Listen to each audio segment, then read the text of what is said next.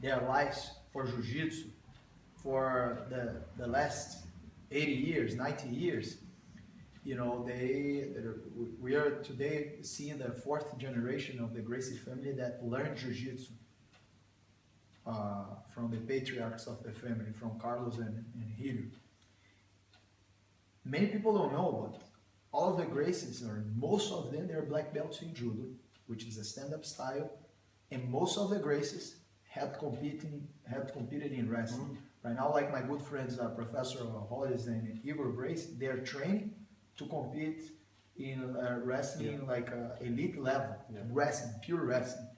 So if you don't take that in consideration, these guys are there on the epitome of the Jiu-Jitsu. They are the role models of the arts. They are the ones that we shaped ourselves after. So if they used, it only makes sense to I think what Carlos has said is so important. He said he used the word pure wrestling. I think sometimes wrestling itself in UK gets packaged up.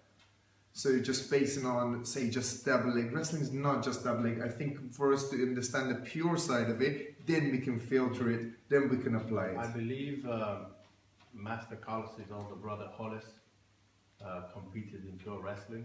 I believe Master Carlos himself competed in pure wrestling also. Yeah, like all the Gracie, like Master Robson Gracie, who's the older brother of my master, he was the Brazilian national wrestling team coach. Right. He took the first so-called wrestling team to Pan American Games, and they're planning to go to the Olympics, because we don't have a strong tradition of wrestling, but the Gracies, they got exposed to wrestling, and they say, man, this is the way forward to improve our art.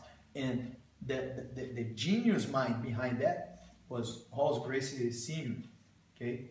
Was one of my master's main teachers, and his older brother. He understood the importance of cross-training, and that's why it set him apart of the rest of the Jiu-Jitsu fighters of his time. So I think in terms of, I think wrestling itself, we need to thank sort of MMA world and the BJJ. You guys are supporting, say, my sort of project. So I'm trying to spread the sort of wrestling, bring leather wrestling for UK. In terms of, we're getting recognized in UK now. And we're still in danger in terms of Olympics. We're being kicked out of there, you know.